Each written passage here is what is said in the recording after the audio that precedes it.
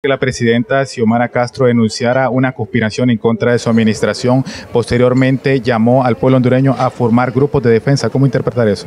No, eso es un error. Nadie está conspirando. El gobierno puede tener simpatizantes o no, pero pensar en una conspiración, eso es absurdo, y mucho menos en organizar grupos para que defiendan al gobierno.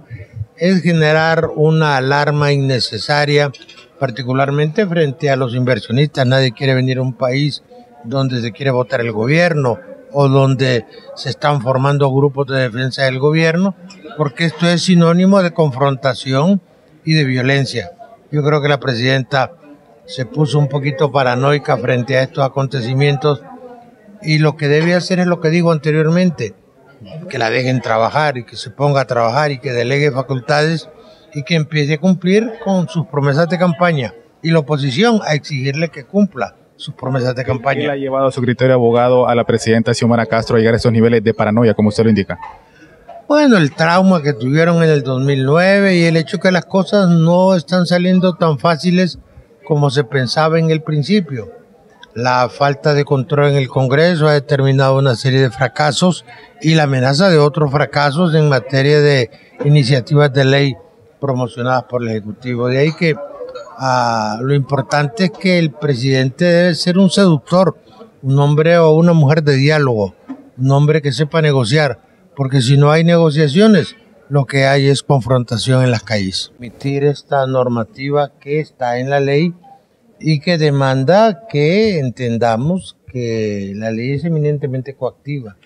La característica de la ley es precisamente que si usted no la cumple, pueden hacerlo cumplir por la vía de la fuerza.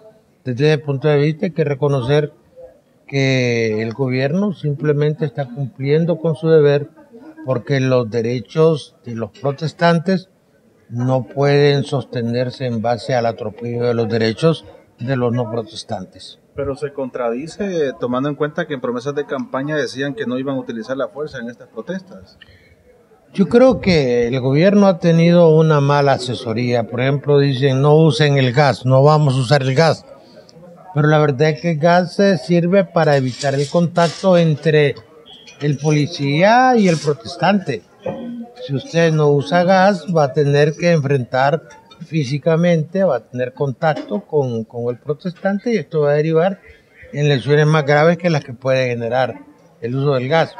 Creo que el gobierno ha tenido mucha debilidad en cuanto al manejo de su estrategia de seguridad en este campo, pero ya era tiempo que aquí la gente tuviese la previsibilidad y la seguridad de llegar a su destino y no estar dependiendo de que cualquier junta de patronato o cualquier grupo de activistas de Libre se tomara la más importante carretera del país. Ahora, abogado, ¿cómo explicar esta tardanza para tomar esta decisión, sobre todo después de que ellos prometieron no reprimir las manifestaciones del pueblo hondureño?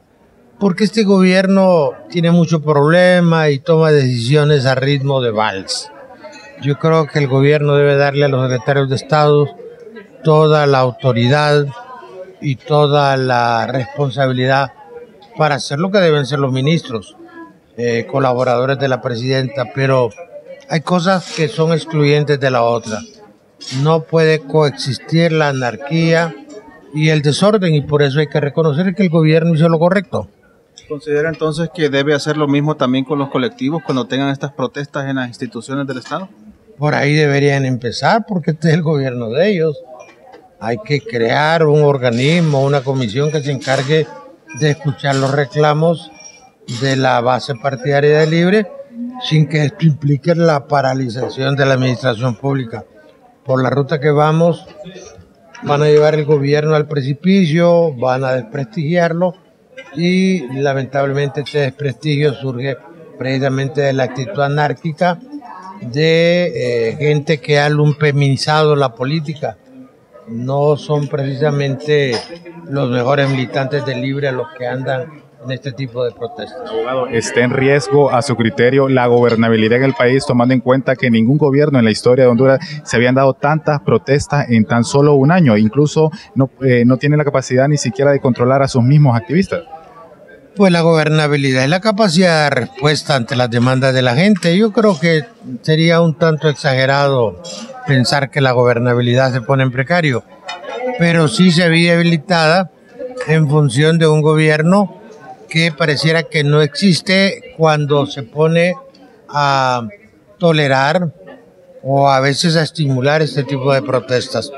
Yo creo que gobierno viene de gobernabilidad, viene de gobernanza, viene de orden, y esto es fundamental para la convivencia de las personas.